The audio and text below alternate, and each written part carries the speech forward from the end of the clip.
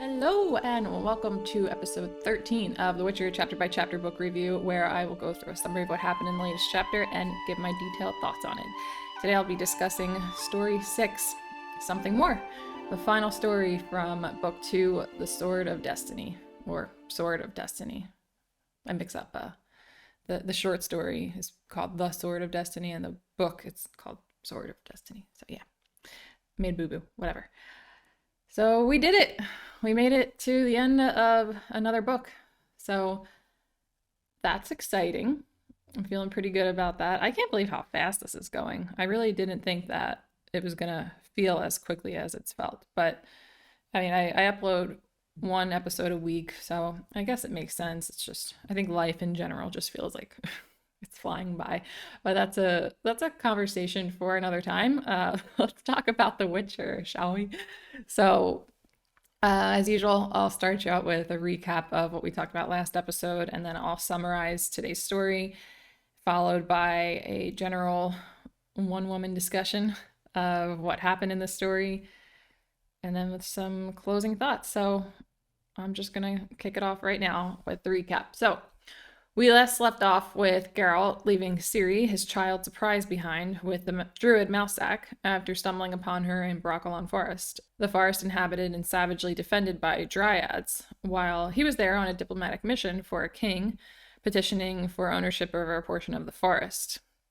Geralt's lack of belief in destiny and desire to keep Ciri away from his dangerous lifestyle led to him leaving her behind, where she'll now be returned home to her grandmother, Queen Calanthe, in Cintra, during the looming threat of war. All right, so let's summarize Something More.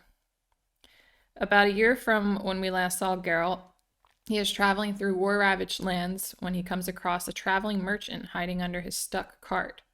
Although the dried river surrounding the bridge they're on is filled with human bones, the merchant is reluctant to leave his cart behind and run away from the obviously dangerous area before dark, as he doesn't want to leave behind his livelihood. He offers Geralt whatever he'd like in exchange for his help, to which he agrees, and invokes the law of surprise again. Right when darkness falls, monsters show up and try attacking Geralt and the merchant until Geralt fights them off but gets badly injured by bites to his leg.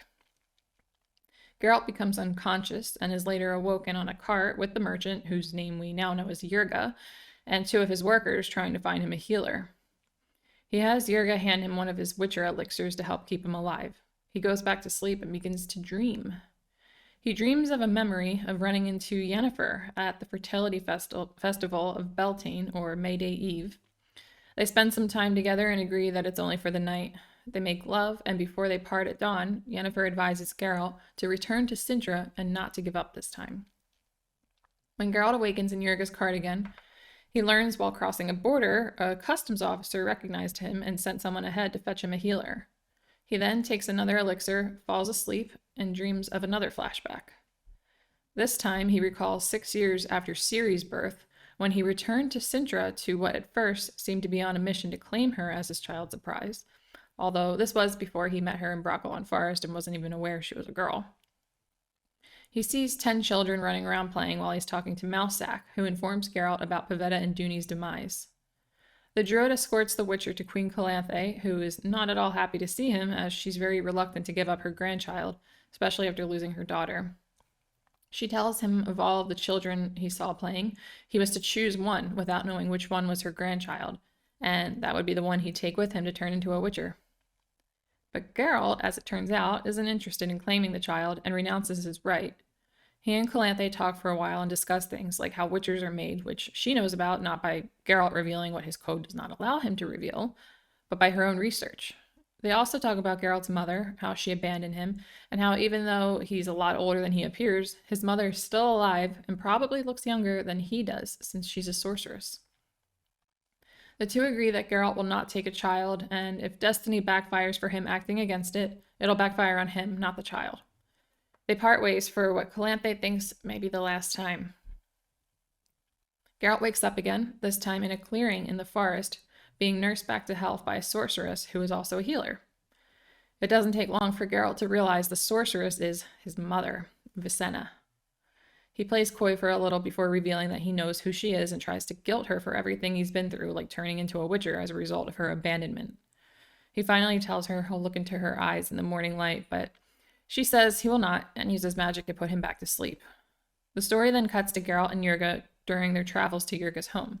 They discuss the war with Nilfgaard that ravaged the land over the past year until the North was victorious in the Second Battle of Sodden. Yerga explains how everyone is thankful to the 14 sorcerers who gave their lives during the battle, for if it had not been for them, Nilfgaard would have been victorious. He starts listing the names of the 14 who died, but Geralt cuts him off before he can finish.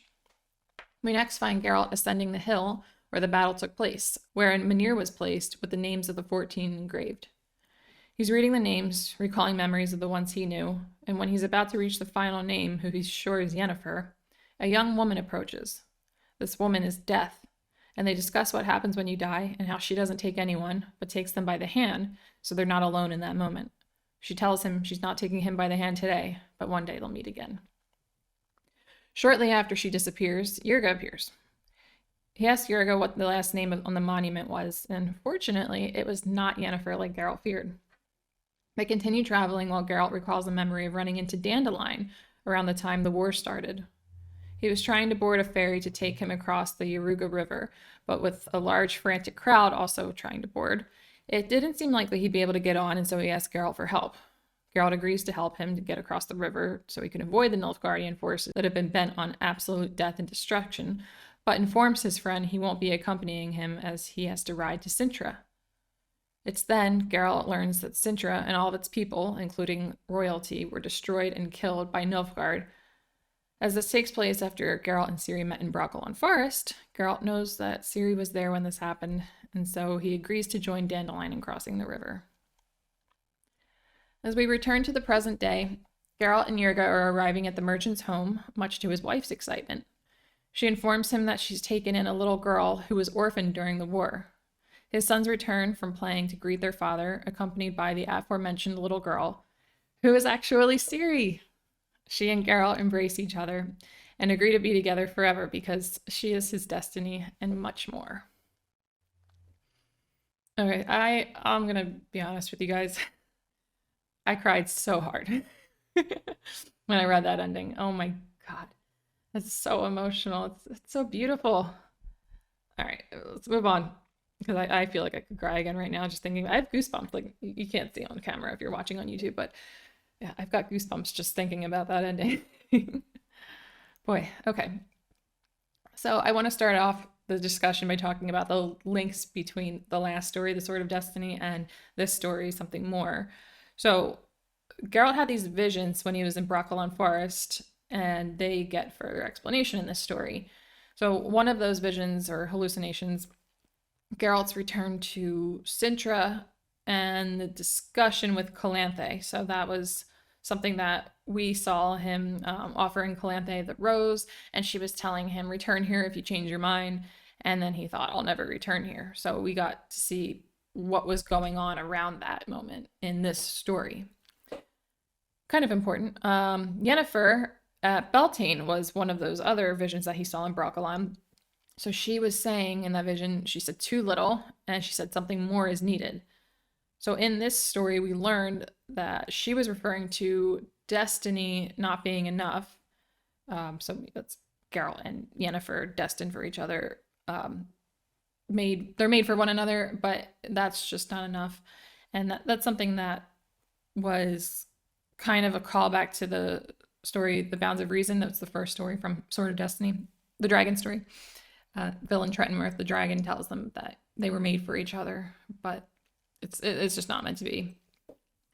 So that was part of that discussion. It's just the continuation of the whole destiny theme and how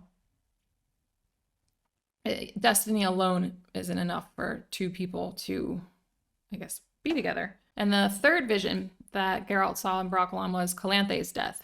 So he saw her in the Sword of Destiny story. She was bleeding and she was wearing damaged armor. So we find out now that she did die. She threw herself off the battlements after getting injured in this battle against Nilfgaard.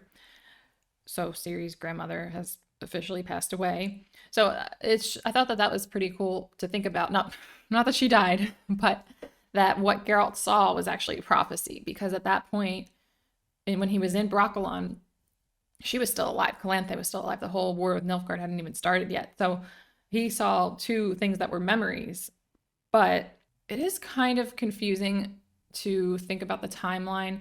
I know that this story, Something More, creates a lot of confusion for people when it comes to when certain things happen. And I think I got it down. I'm not going to go through that in detail, but the memory of Geralt and Yennefer running into each other at Beltane, I don't know for sure if that was prior to him meeting Ciri and Brokilon or after. I think it was after. So if it was after, then that was another prophecy from his hallucination while he was in Brokilon.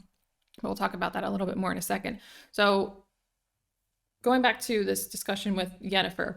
So Yen advised Geralt to return to Sintra. I don't know how much she knew about the situation, but she somehow knew that it was important. She can read his mind, and she did so multiple times during this encounter. So perhaps it was on his mind since he recently abandoned Ciri after he just met her.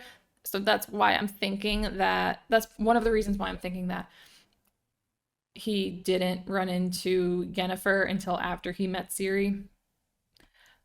I'll talk about it a little bit more in a second. I probably didn't organize my notes the best way I should have, but it's okay.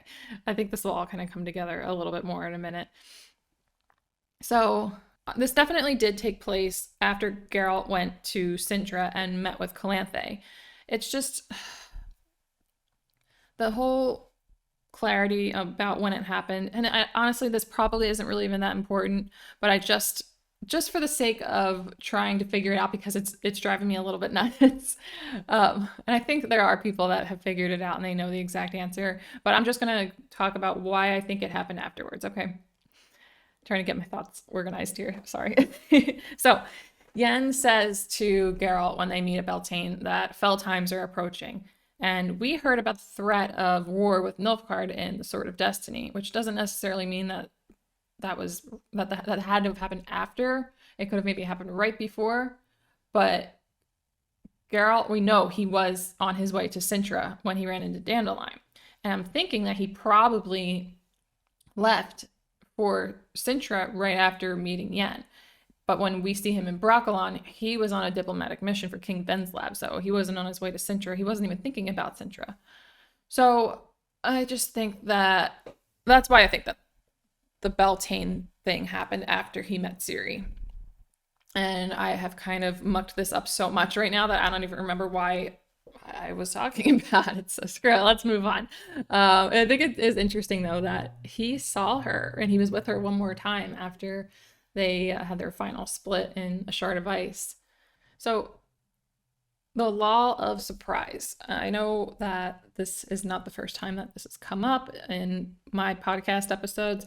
It's definitely something important that we gotta discuss. So Geralt invoked the law of surprise on Yerga when he agreed to help him on the bridge and fought off the monsters. So Yerga agreed to give him what he found when he returned home, but did not expect. Yerga explains that his wife isn't able to have any more kids, so there's no chance there'd be an unexpected child waiting for him upon his return.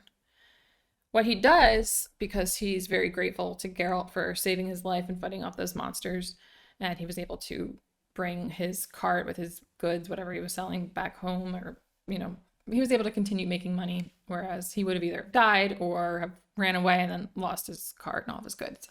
So because he's grateful, he offers Geralt one of his sons instead, even though he wouldn't necessarily be unexpected. He says that he's got two sons. He thought that he would apprentice one of them with him, and then he needs to get the other one apprenticed somewhere. So he said, why not just, why not let him be a witcher? It's, as good a trade as any. And Geralt kind of just says, oh, no, is it? But, I think Geralt thinking about all of the problems he has in his life as a result of being a witcher. But Geralt tells him, it's not necessary. I saved your life. You saved my life. Like, we're quits. Don't worry about it. But I still think that the law of surprise was I mean, it was technically invoked, even though Geralt was like trying to be dismissive of it later. So they go to Yurga's home, and there actually was a child there. That was unexpected. And it was Ciri. So she basically was Geralt's child surprise for the second time. So the first time, the obvious one, when he invoked the Law of Surprise on Duny and Pavetta, and then now he did it with Yurga. Yurga returns home, and Ciri's there. So that's like double destiny. Geralt told Calanthe that witchers aren't actually children destined through the Law of Surprise. So I guess it's more of like a nice story to tell to make the ugliness of turning these children into witchers, where we know that only like 30% and most 40% of them survive the trial of grasses. I think that's maybe just supposed to make it a little bit more of an enchanting thing, like, or maybe not enchanting, but like a nice thing. So from what Geralt tells Calanthe, we learn that apparently not a lot of the Witcher kids were not children of destiny, and Geralt certainly wasn't. He says that he was a common foundling. His mother abandoned him. So Ciri, though, she actually is a child of destiny, and twice by the same person. It's pretty crazy when you think about it, but I think something that is really important that came out of that is that there is no freaking way that Geralt does not believe in destiny anymore. Like, if he doesn't, then he's crazy. So, moving on, I want to talk about in detail Geralt's mother. Never saw this coming. Like, I didn't think before this story, I didn't think that we would ever be talking about Geralt's mother or learn anything about her or either of his parents.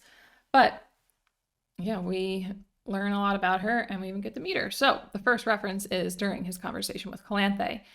She's a sorceress, not Calanthe, Geralt's mother. We find out during that conversation that because she's a sorceress, she's probably still alive since they can live a very long time. Like Yennefer and Istrid, she is old with a young appearance. So that's something that we've learned from both Yennefer and Istrid, that when not only can you live a long time, but when you age, you don't have the appearance of aging. They use mandrake something to keep their looks youthful. Like Calanthe, we were led to believe that sorcerers cannot reproduce, and we were led to believe that through Yennefer's experience. Geralt says to Calanthe that she, referring to his mother, probably thought so too. And I think that this is pretty interesting because in one of the Voice of Reason chapters from the Last Wish book, Nenneke and Geralt talked about Yennefer's attempt at paying for a procedure to get her reproductive system operating again. And that was something that she talked about in The Balance of Reason, the dragon story. So Nenneke said it's impossible, but Geralt said not all sorceresses are handicapped in this respect, when it comes to getting pregnant. And he says, I know something about that. Now we know he was talking about his mother. Just the one thing with this is how was she able to get pregnant as a sorceress? There's no clear answer on this. I guess it's open to interpretation because there's no clear answer until we get more info, until that's disclosed in a future book, but maybe it won't even be disclosed in a later book. So what I wanted to do was take a moment to talk about my theories on how that works.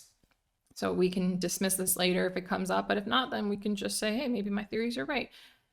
I think that with Geralt's mother, she was able to get pregnant either one of two ways.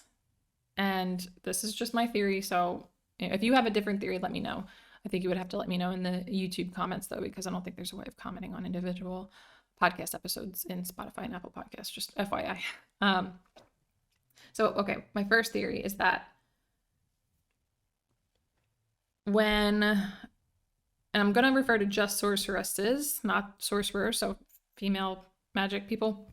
I think that one of the possibilities is that when they start using magic, that does something to specifically their ovaries, because I know that Nenneke says that Yennefer's ovaries were atrophied. So I think that just the use of magic does that. And maybe Vicenna was a very young or new sorceress when she got pregnant with Geralt. And she hadn't maybe done a lot of complicated magic yet at that point to have it turn her ovaries into, well, and to make it so that she couldn't get pregnant. So I think that could be one of the things that happens when a sorceress becomes a sorceress. And okay, so that's just one theory. My other theory is that maybe when a woman becomes a sorceress, she has to go through some sort of mutation and able to activate her magical abilities. I don't know. I feel like this is the least likely of my two theories, but I think it might be something similar to, like, you know how witchers have to go through the trial of grasses and they, these mutations, and a lot of them die. I don't think it's to that extent. I think it's probably a procedure or whatever that's way less severe than that. Probably doesn't kill them. But if this is how it's supposed to work, then maybe they do have to have some like magic mutation in order for them to be able to use magic. And maybe that at that moment is when they lose their ability to get pregnant. So if that's what it is, then maybe with Vicenna, it just didn't take for some reason. Like, she was able to use magic, but her ovaries did not become atrophied, and she was able to get pregnant, and she didn't even know that until she actually ended up getting pregnant. Anyway, these are just my theories. Like I said, let me know if you have others, because I think it's pretty interesting. And something else I was wondering is, I don't know if the male sorcerers can have children. Like, we know witchers cannot, we know the sorceresses cannot, but I don't know about the sorcerers, the men who practice magic, like Istrid. If he was to be with a, like a mortal woman who is not a sorceress, would he be able to get her pregnant? I don't know. Maybe that'll be part of a future plot point. Who knows? Time will tell. All right, so back to the meeting of Geralt and Vicenna. So he discovers that she's a healer, and he tells her when they meet that Vesemir, who, if you didn't remember, he's Geralt's foster witcher father from Kaer Morhen, the Witcher keep where they learn and train to become witchers. He gave him the name Geralt of Rivia. But then Vicenna denies that, which I thought was kind of cold. I mean, if it's true, it's true, but couldn't you let him have that? Couldn't you let him think that this man that he cares about, that took care of him, that he thinks of as a father, gave him that name? I don't know. I thought that was pretty weird that she had to correct him on that. So, I mean, it is what it is, I guess. Geralt wants to ask her questions, or a question, but she denies him the ability by putting him to sleep and then leaving before he wakes up. She says to him, "What will mutual hurt give us?" That I kind of understand. I think that, Geralt says to Calanthe, and then he says it again when he's talking to Vicenna, that it would give him some perverse pleasure to ask her. We don't know exactly what the question is. He doesn't say. But I think that she had a good point when she said, "What will mutual hurt give us?" Because I think for Geralt's sake, it would have probably just made him... It's one of those things, I think it gives you that temporary satisfaction, that temporary gratification that isn't going to solve all of the issues that he has as a result of her not being around, her not being a mother to him. I think that she probably does have a lot to do with, or just, not having your parents around. I think that probably has a lot to do with some of the issues that he has. But and I can totally understand why he would want to ask her. I don't know what the question is, but I can understand why he might have things he wants to ask, and how asking her, it would give him like this, he refers to as this perverse pleasure. But I don't think that it would actually help him in the long run. But I'm also not a therapist, so I shouldn't be thinking too much about that. But anyway, I can see why she denied him the ability to do that. And I think he probably understood too that it wasn't actually going to do him any good in the long run. All right, so let's move off of that dark note and on to another one. Let's talk about this war with Nilfgaard. So We heard about this for the first time in the last story. At that time, it was just a threat. Now a year has passed, and it happened, and it was very bad. So from Dandelion, we learn, because he tells Geralt, it was a war of destruction. So apparently this wasn't about power, it wasn't about land or money. Geralt contradicted Dandelion, that he said that war is never about destruction. But they apparently were destroying and killing all in their path. So I don't know what that was about. They were defeated. Nilfgaard was defeated during the Second Battle of Sodden. But it's just we don't get to learn why they waged war in the first place. I don't know if that will come up. It seems like it's all over and done with. So I don't know if that's important in the future book. But yeah, it is pretty strange when you think about it that this country is just going to invade and destroy destroy the foreign land and kill people, and they don't even want money, they don't want power, they're not even trying to take the land. Maybe if they were successful, we would have gotten some answers, but they weren't. So something that I thought about was that Geralt must have been riddled with guilt when he found out from Dandelion what happened to Cintra.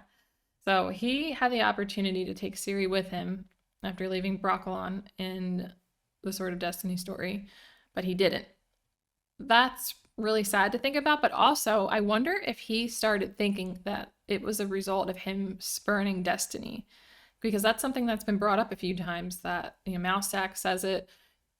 It's mentioned in the conversation with Geralt and Calanthe that if you spurn destiny, it's going to backfire. And Geralt was very confident when talking to Calanthe that if it was going to backfire, it would backfire on him and not the child. But then for a while, I think it was probably about a year, he thought that Ciri was dead, and if he had not gone against the law of surprise, if he had not renounced his right to her, then she would have been with him and would have been fine. It all worked out because she was fine, but still, he didn't know that for a period of time, and during that period of time, the guilt must have been bad. Okay, so I have one more little detail I wanted to talk about. It's one of the more least important thoughts that I had on the chapter or on the story, but I thought it was interesting. So one of the names of the 14 sorcerers that died at the Battle of Sodden was Triss Merigold. In the Last Wish story, Yen mentions the sorceress, so that's not the first time we've seen that name come up. She refers to her as a friend. So we find out that Yen actually lost a friend in the Battle of Sodden. She might have actually known some of the other sorcerers that were there. I mean, the fact that Geralt thinks, or that Geralt was worried that Yen was going to be the last name on that list of the 14 makes me think that he had good reason to believe that she was just there. I don't know if he thought that maybe she was there just because there were 22 sorcerers there, and he thought she could have been one, or if he actually found out somehow that she in fact was one of the people there, and he just never found out if she survived or not. But so Yen might have known others, but we know for a fact that Triss Merigold was her friend. So that's a shame for Yennefer that she lost a friend. And Geralt apparently knew Triss also. It said that he liked her and she liked him. But yeah, it was just a small detail. I mean, it was a person we've never even met, so it's probably not important. All right, I'm gonna wrap this up now with my closing thoughts. So, Geralt has now got to be a believer. He's got to believe in destiny at this point. Maybe that'll lead to something that could bring he and Yen back together.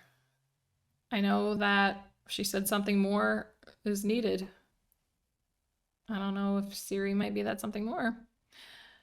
I do also wonder if another purpose of their meeting at Beltane, from like the writer's perspective, was to wrap up Geralt and Yen's story. So maybe this was the last time we hear from Yennefer or see her. She might not even be a character in the upcoming books. I could see that being a thing. Time will tell, though.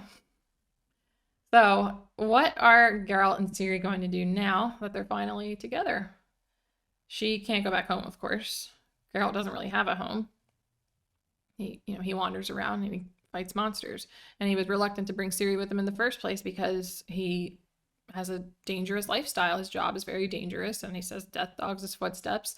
So I don't know if he's going to do whatever he can to try to protect her. If he's, are they gonna, like I talked about in the last episode, are they gonna move on to a farm and he's gonna be a farmer and she's gonna help him?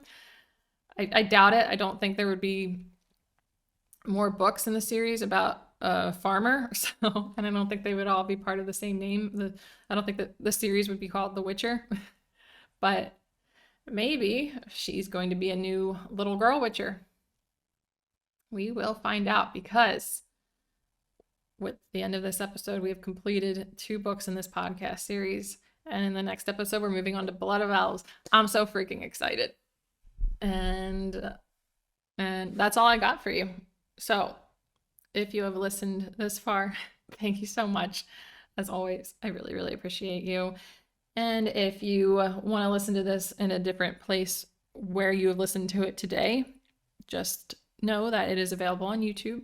You can watch me and listen to me talk about it. And then it's also available on Spotify and Apple Podcasts, where you can only listen. And yeah, that's all I got. Thank you so much. Goodbye.